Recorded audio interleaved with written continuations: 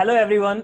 आज हमारे साथ हमारे एल्यूमिनाइज टॉक के इस स्पेशल एपिसोड में एक बहुत ही स्पेशल और खास मेहमान जुड़ रहे हैं। रुबेल फर्टिलाइजर्स इंडस्ट्री अबू धाबी से जुड़ रहे हैं हमारे साथ इंजीनियर साहब चैतन्य कुमार सिंह जी। चैतन्य कुमार सिंह जी हमारे कॉलेज के एल्यूमिनाई भी रहे हैं और वो हमारे पास के ही शहर बरेली से ही हैं।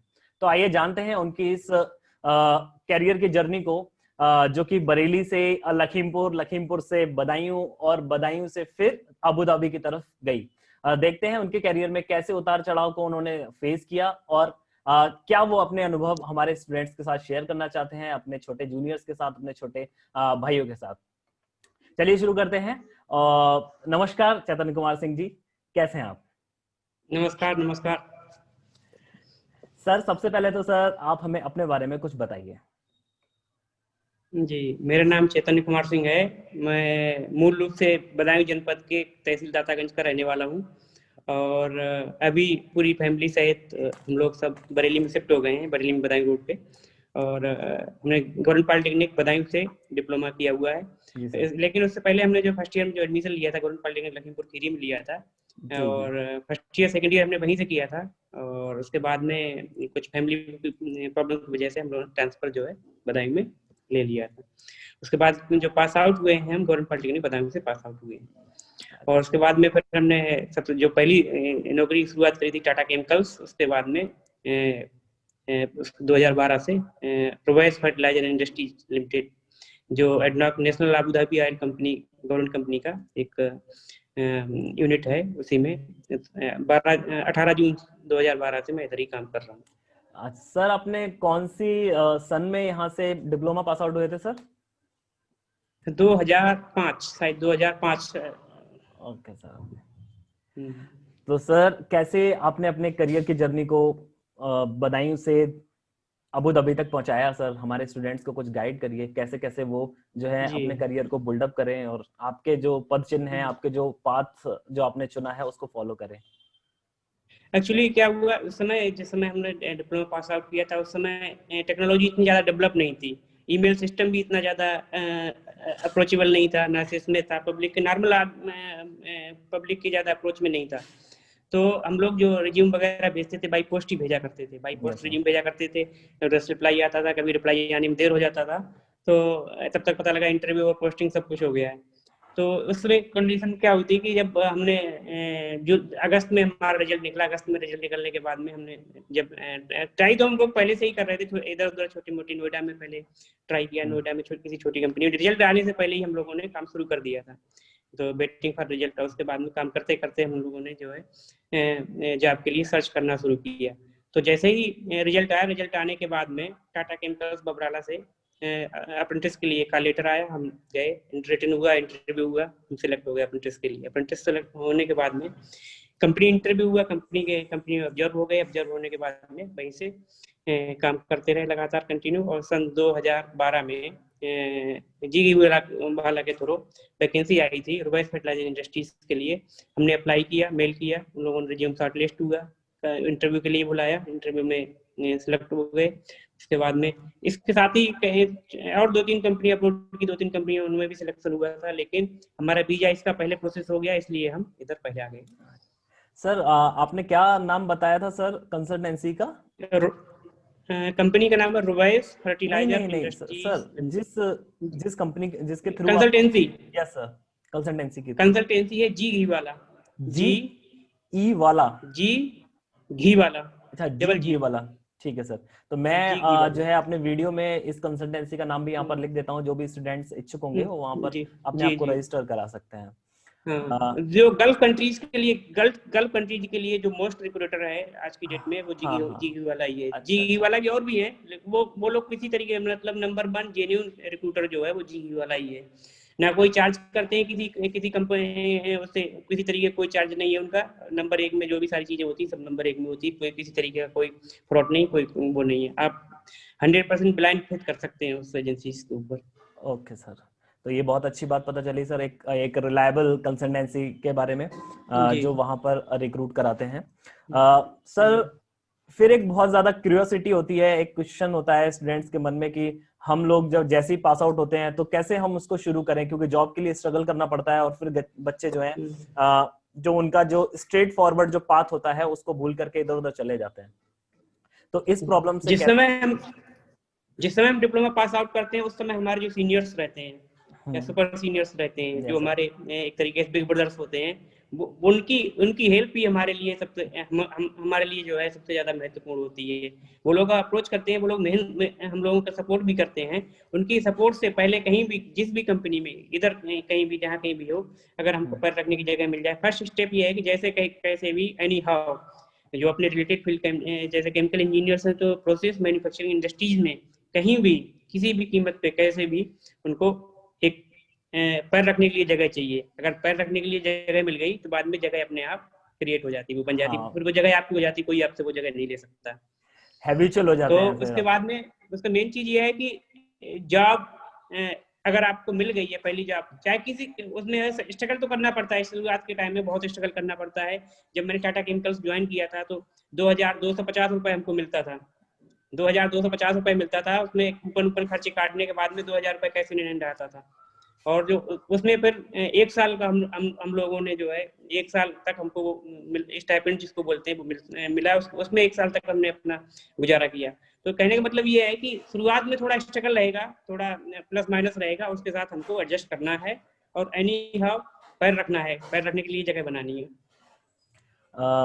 सर फिर इसके बाद में बच्चों के दिमाग में एक और बहुत ज्यादा क्वेश्चन उठता है कि कैसे हम अपने आप को इस बदले हुए परिप्रेक्ष्य में, क्योंकि यहाँ एक स्टूडेंट होते हैं, वहां जाकर के वो जॉब आती है, जॉब के साथ में रिस्पॉन्सिबिलिटीज आती हैं और उसके बाद में मतलब थोड़ी सी जिम्मेदारियां उसके ऊपर थोड़ा सा वजन सा डालती हैं। तो कैसे वो अपने आप को वहां पर एडजस्ट करते हैं, या आपने अपने आप को कैसे इन बदले हुए परिप्रेक्ष्य में एक स्टूडेंट से एक जॉब की तरफ अपने आप को एडजस्ट किया? एक्चुअली क्या होता है, उस टाइम पे थोड़ा हमको अपने एटीट्यूड में परिवर्तन लाना पड़ेगा। जो मेन चीज है, जैसे जहाँ भी हम जाते हैं, जो हमारे सीनियर्स रहते हैं, तो कहीं ना कहीं जहाँ कहीं भी जाओगे, आपके कॉलेज का एक आध दो सीनियर आपको वहाँ मिल ही जाएगा।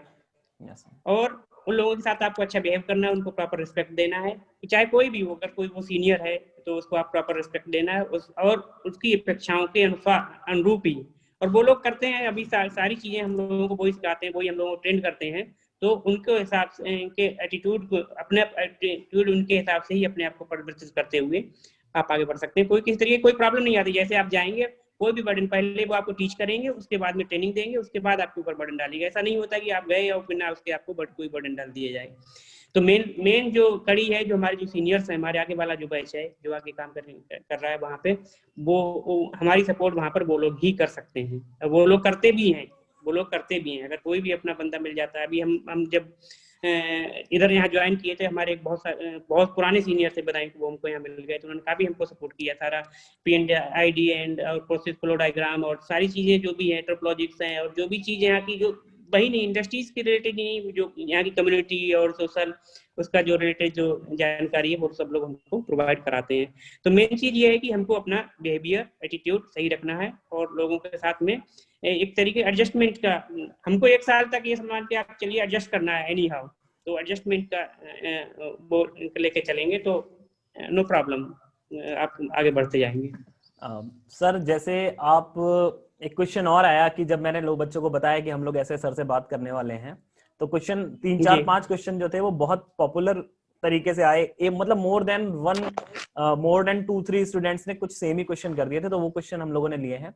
एक सबसे ज्यादा क्वेश्चन ये उठता है कि इंटरव्यू को कैसे फेस करें, कैसे इंटरव्यू को के प्रेशर को ओवरकम करें और कैसे उसकी तैयारी करें। जी एक्चुअली क्या है ना, जब हम फ्रेशर होते हैं, जिस समय हम फ्रेशर होते हैं, हमारे पास कोई एक्सपीरियंस नहीं होता है, तो उस समय हमारा जो टेक्निकल सब्जेक्ट्स हैं, first year, second year, first year और थर्ड ईयर के जो टेक्निकल सब्जेक्ट हैं, उन सब्जेक्ट की जो हम लोगों ने स्टडी की हुई, जो हम लोगों ने नोट्स बनाए हुए हैं, जो वही हमारे की पॉइंट, वही हमारी हेल्प करते हैं। अच्छा, और इंटरव्यू फोबिया तो होना ही नहीं चाहिए। अगर आपने कहा सारा कमांड है, वो आपके सब्जेक्ट से ही पूछेंगे, ना कोई वो जनरल नॉलेज पूछने वाले हैं, ना कोई और दूसरी इधर उधर की चीजें पूछने वाले हैं। वो आपका सिर्फ आपके सब्जेक्ट से रिलेटेड ही पूछने वाले हैं। और किसी तरीके का कोई भी इंटरव्यू है, अभी जब आप जाते हैं इंटरव्यू फेस करने के लिए, एक HR का बंदा रहता है, एक टेक्निकल का बंदा रहेगा। तो HR के बंदे का काम जो रहता है वो यही रहता है कि आपको स्ट्रेस ना होने दें, आपको रिलैक्स में फील कराना। और जो लोग इंटरव्यू ले रहे हैं वो लोग भी एक्सपीरियंस पर्सन होते हैं, किस बंदे से क्या पूछना है। हमको जॉब से रिलेटेड ही, हमारे जो जॉब है जॉब से रिलेटेड ही क्वेश्चन आते हैं, क्योंकि जो हम डिप्लोमा करते हैं, डिप्लोमा इन केमिकल इंजीनियरिंग का मतलब ये है कि जो हमारा प्रोसेस है, जो हमने उसमें पढ़ा है, जो यूनिट ऑपरेशंस जो हमने पढ़ी हैं, तो यूनिट ऑपरेशंस है, फ्लूइड मैकेनिक्स है, थर्मोडायनामिक्स है, इनके जो बेसिक प्रिंसिपल्स हैं, इन्हीं से रिलेटेड वो लोग क्वेश्चन पूछते हैं, जो फ्रेशर्स होता है। बाकी जब एक्सपीरियंस हो जाता है, एक्सपीरियंस होने के बाद में जो आप जो इस इंडस्ट्री में काम कर रहे हैं उससे रिलेटेड क्वेश्चन पूछते हैं, उसके प्रोसेस के क्वेश्चन पूछते हैं, कैसे होता है, क्यों होता है, क्या होता है। तो अभी मेन चीज जो है basic principles, basic theory, basic formula, pump क्या है, पंप के कैरेक्टरिस्टिक कर्व क्या है, थर्मोडायनेमिक्स क्या है, हीट रिलेटेड क्वेश्चन पूछते हैं, हीट स्ट्रेस क्या है। और इस तरीके से रिलेटेड क्वेश्चन जो है अगर आप तैयार कर लेंगे तो कोई, मुझे नहीं लगता है कोई किस तरीके की प्रॉब्लम होगी। और इंटरव्यू का फोबिया तो होना ही नहीं चाहिए। अगर आपका अपने सब्जेक्ट पे कमांड है तो स्ट्रेस नहीं आएगा, किसी तरीके का स्ट्रेस नहीं आएगा। और स्ट्रेस आता है तो थोड़ा बहुत अपने आप को जो है मोटिवेशन करें, योगा वगैरह करें, तो अपने आप स्ट्रेस गायब हो जाएगा। Thank you sir. एक और क्वेश्चन, बहुत बच्चों ने बोला कि हम भी जो है अब्रॉड में करियर बनाना चाहते हैं, हम भी अपने करियर को बाहर लेके जाना चाहते हैं, तो उनके लिए क्या टिप्स और क्या आप पाथ बताएंगे सर?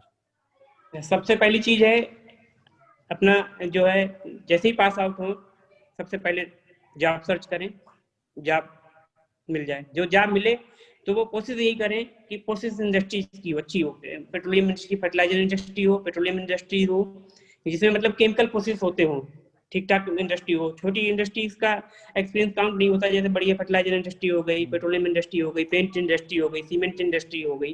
अगर इस टाइप की इंडस्ट्री में अगर वो लोग काम किए हैं तो अब्रोड की पहली मिनिमम कंडीशन ये होती है, कोई किसी तरीके का उसमें डाउट नहीं है, मिनिमम ये रहती है 3 साल, मिनिमम 3 ईयर वर्क एक्सपीरियंस होना चाहिए। तो अगर 3 साल का एक्सपीरियंस है तो आप एलिजिबल हो जाएंगे।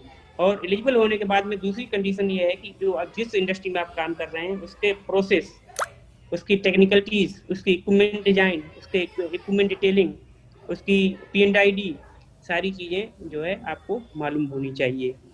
और उसमें उसके उस इंडस्ट्री, जिस इंडस्ट्री में काम कर रहे हैं उसमें सेफ्टी का क्या एस्पेक्ट है। सेफ्टी भी बहुत जो अब्रॉड जाने के लिए सेफ्टी का बहुत ज्यादा है। सेफ्टी के कौन कौन से इक्विपमेंट लगे हुए हैं, सेफ्टी के कौन कौन से सर्टिफिकेट्स हैं हमारी कंपनी के पास में, सेफ्टी के लिए हमारी कंपनी क्या क्या कर रही है। और साथ में जो कंपनी कभी बीच बीच में जिस कंपनी में काम हम लोग करते हैं, जो कंपनी ट्रेनिंग भी कराती है, उन ट्रेनिंग्स के सर्टिफिकेट और उनका जो है बहुत इम्पोर्टेंस होता है। तो वो सर्टिफिकेट कलेक्ट करते रहना। कंपनी जब भी कोई भी ट्रेनिंग कराए उस ट्रेनिंग में इन्वॉल्व होना, उस ट्रेनिंग को करते रहना। मतलब तो इस तरीके से जब आप कर लेंगे तो जब आपका टेन्योर पूरा हो जाएगा 3 साल 4 साल का, कंपनी रिक्वायरमेंट है, आप ईमेल करें, रिज्यूम भेजें और आप शॉर्ट लिस्ट हो जाएंगे। इंटरव्यू में वही सारी चीजें आप उनको पूछेंगे और आपको वही बता देनी है। फिर एक क्वेश्चन आता है, बच्चों में रहता है क्यूरियोसिटी और भी रहती है कि हम कैसे जब बाहर जाएंगे तो कैसे उनके कल्चर को और उनके जो वर्किंग कंडीशंस हैं या वर्किंग एथिक्स हैं उसको कैसे हम अडॉप्ट करेंगे, क्या क्या क्या हमें अपने अंदर एडजस्टमेंट करने पड़ते हैं। आपको भी सर थोड़ी सी वो हुई होगी कभी जब आप बाहर गए होंगे वहां पर, तो यहाँ हमारे यहाँ जिस तरीके से चीजें होती हैं वैसी वहां नहीं होती होंगी, है ना, और थोड़े से बदलाव रहते होंगे, कुछ फनी इंसिडेंट भी हुए होंगे। अगर कोई फनी इंसिडेंट आपके साथ हुआ है कल्चरल चेंज को लेकर के तो आप हमसे शेयर करें सर। जी, एक्चुअली क्या होता है ना कि जब हम बाहर निकलने का सोचते हैं तो हमारे दिमाग में सबसे पहली चीज ये आती है कि हमको लैंग्वेज का प्रॉब्लम आएगा, वहां पर हम इंग्लिश कैसे बोलेंगे। तो मेन चीज यही आता है सबके दिमाग में, सबसे पहले इंग्लिश कैसे बोलेंगे, कैसे उनसे इंटरेक्ट होंगे, कैसे उनसे बात करेंगे। तो मेनली मैं आपको बता दूं, गल्फ रीजन में जहाँ पे 7-8 कंट्रीज हैं, अब यूएई हो गई, शारजाह हो गई, दुबई हो गई, या ओमान हो गया, कतार हो गया, इनमें मोर देन आपको 40% हिंदी बोलने वाले मिल जाएंगे। आप कहीं भी जाओगे, आपको इस दिमाग में रहना ही नहीं चाहिए, आपको हिंदी, आपको कहीं भी जाओगे आपको एक आदमी, 4 में से 1 आदमी हिंदी बोलने वाला मिल ही जाएगा। और तो इस तरीके के लैंग्वेज का कोई आपको प्रॉब्लम नहीं होने वाला है। अच्छा, दूसरी चीज रहने का, दूसरा क्वेश्चन आता है खाने पीने का, फूड हैबिट्स का वो आता है, क्वेश्चन आता है। फूड हैबिट्स टोटल डिफरेंट है। फूड हैबिट्स सारी चीजें अगर आप बनाने में, अगर जब तक फैमिली सेटलमेंट नहीं होता है या फैमिली नहीं आती है या जब तक बैचलर रहते हैं, तब तक अगर आप बनाने में सक्षम है तो अपने घर पे बनाएं, नहीं तो Indian restaurants different different locality के हिसाब से, कम्युनिटी के हिसाब से रेस्टोरेंट खुले हुए हैं, आप रेस्टोरेंट जाकर के अपना बोल सकते हैं। अच्छा, तीसरी चीज आती है कल्चरल। देखो इंडिया से अब्रॉड में टोटली डिफरेंट है। यहाँ पब्लिक जो है ज्यादातर सेल्फ सेंटर्ड रहती है। सेल्फ सेंटर्ड मीन्स जो है अपने आप पे एकदम केंद्रित रहती है, किसी ज्यादा मतलब नहीं रहता। अगर आपसे मतलब है आप जाएंगे, और पब्लिक अगर आपका कोई काम है तो लोग सपोर्टिव भी हैं, सपोर्ट करते हैं, सारी चीजें हैं जो हैं, ज्यादा इधर उधर का नहीं है, सिर्फ सेल्फ सेंटर्ड, अपने काम से मतलब है, बाकी अपना एंजॉय करना है। लाइफ इज वेरी सिंपल है, कोई किसी तरीके की डिफिकल्टी नहीं है। और जैसे जैसे आप करते जाएंगे और लाइफ जो है एंजॉयबल होती जाएगी। पैसा भी है और एंजॉयमेंट भी है, सारी चीजें हैं। तो है। हाँ सर, पहले बहुत ज्यादा थोड़ा सा स्ट्रगल करना पड़ता है, फिर आराम तो मिलेगा ही। जी जी जी जी। मेन चीज है डिप्लोमा जैसे ही आप करते हैं, उस समय आपने जितना स्ट्रगल कर लिया वही इस समय आपको लास्ट में वो देने वाला है। सबसे बड़ी चीज मैं बताना चाहूंगा कि खाली नहीं बैठना है, किसी भी कीमत पे खाली नहीं बैठना है। अपना एक एक दिन, मतलब ये चेन ब्रेक नहीं होनी चाहिए। डिप्लोमा के बाद में तुरंत जॉब के बाद में तुरंत सेकंड जॉब, थर्ड से फोर्थ। अगर अच्छा अपॉर्चुनिटी मिलती है तो जॉब चेंज करने में कोई प्रॉब्लम नहीं होनी चाहिए। जॉब तुरंत इमीडिएट चेंज कर देना चाहिए। सर एक और question, as an chemical engineer कौन कौन से सब्जेक्ट्स बहुत इंपॉर्टेंट हो जाते हैं हमारे लिए अपने करियर में? जी जी। अच्छा देखिए, मैं बताता हूँ। जैसे हम लोग फर्स्ट ईयर में जब एडमिशन लेते हैं, केमिकल इंजीनियरिंग की जो पहली ड्यूटी होती है, वो जैसे जो स्टाफ मैन्युफैक्चरिंग इंडस्ट्री में जो स्टाफ होता है, दो तरीके का स्टाफ होता है। एक कंट्रोल रूम स्टाफ होता है, एक फील्ड स्टाफ होता है। जो हम लोगों की फर्स्ट पोस्टिंग होती है वो फील्ड स्टाफ में होती है। तो जो फील्ड स्टाफ का जो काम है वो रीडिंग्स लेना है, एक्यूरेट। डिस्चार्ज प्रेशर कितना चल रहा है, सक्शन प्रेशर कितना चल रहा है, टेम्परेचर कितना चल रहा है, ह्यूमिडिटी कितनी है, ये सारी चीजें जो हैं। और ये चीजों की एक्यूरेसी, इन चीजों को लेने का हमको जो फर्स्ट ईयर में जो हम लोग सब्जेक्ट पढ़ते हैं वो MIM था। Yes sir. फर्स्ट ईयर में जो हम लोग सब्जेक्ट पढ़ते हैं, अगर वो आपने सही से पढ़ लिया तो इसमें आपको कोई प्रॉब्लम नहीं होती आएगी। ठीक है। दूसरी चीज आती है जैसे कि पंप रिलेटेड जो फ्लूइड मैकेनिक्स है। फ्लूइड मैकेनिक्स जो है बहुत मोस्ट इंपॉर्टेंट सब्जेक्ट है। बर्नौली थ्योरम है, जो इक्विपमेंट, जो मेजरिंग, जो उसमें डिवाइसेस लगी रहती हैं, मेजरिंग डिवाइसेस वगैरह जो लगी रहती हैं, वो भी MIM से ही कि जो प्रिंसिपल हम लोग जो देखते हैं, पढ़ते थे, उनमें वो सारे प्रिंसिपल इधर अप्लाई होते हैं। अच्छा, फिर आता है डिस्टिलेशन कॉलम वगैरह, STO MTO जब हम लोग पढ़ते थे, हीट ट्रांसफर, मास ट्रांसफर जो पढ़ते थे, तो डिस्टिलेशन कॉलम वगैरह जो है, ये सब बहुत इंडस्ट्री का, हर इंडस्ट्री के लिए कॉमन है। किसी भी, चाहे फर्टिलाइजर इंडस्ट्री में चले जाओ, चाहे पेट्रोलियम इंडस्ट्री में चले जाओ, चाहे पावर इंडस्ट्री में चले जाओ, वहां पर डिस्टिलेशन कॉलम होता ही है। प्रोसेस, जो फर्टिलाइजर इंडस्ट्री होती है उसमें प्रोसेस वाटर ट्रीटमेंट प्लांट होता है, और म्युनिसिपैलिटी होते हैं, वाटर ट्रीटमेंट प्लांट्स वगैरह होते हैं। तो ये सारी चीजें जो हैं हमको बेसिक कंसेप्ट, डिस्टिलेशन के बेसिक कंसेप्ट और मास ट्रांसफर के बेसिक कंसेप्ट, मटेरियल और एनर्जी बैलेंस जो रहता है, ये हमको आने चाहिए। अच्छा, जब हम लोग 2-3 साल, 4 साल, 5 साल हमको जब फील्ड में हो जाते हैं, तब हम लोगों का जो प्रमोशन होता है वो DCS के लिए होता है, कंट्रोल रूम ऑपरेटर के लिए होता है। जो कंट्रोल रूम में जब हम लोग जाते हैं, तो ये इन सारी चीजों का हमको बहुत ही ज्यादा, मतलब ये हमको ऐसे टिप्स पे आनी चाहिए सारी चीजें। सपोज करो CO2 का फ्लो चल रहा है, तो मॉलिक्यूलर वेट कितना होगा, मॉलिक्यूलर फ्लो कितना होगा, इसके लिए कितनी अमोनिया चाहिए। अगर हम यूरिया प्लांट में है तो इसके लिए कितनी अमोनिया चाहिए, कितनी यूरिया बननी चाहिए, इसमें लिमिटिंग रिएक्टेंट कौन सा है। तो ये सारी चीजें जो हम लोग उसमें पढ़ते थे, फ्लोशीट पढ़ते थे केमिकल टेक्नोलॉजी में, फ्लोशीट्स वगैरह पढ़ते थे। तो फ्लोशीट्स में क्या है, जो भी गैसेस वगैरह पढ़ते थे, जो भी फ्लोशीट है, तो उस फ्लोशीट के हिसाब से ही सारे प्लांट डिजाइन होते हैं। जो प्लांट की डिजाइनिंग होती है, फ्लोशीट के हिसाब से इक्विपमेंट लगते हैं, तो उनको भी हमको पढ़ेंगे नहीं तो हमको पता नहीं लगेगा कैसा है, वेंट किधर से जा रहा है, इनलेट किधर है, आउटलेट किधर है। अगर इनलेट इधर से है तो आउटलेट किधर से होना चाहिए। हीट एक्सचेंजर्स हैं, हीट ट्रांसफर में जो हम पढ़ते हैं, हीट एक्सचेंजर्स हैं, कूलर्स हैं, कंडेंसर्स हैं।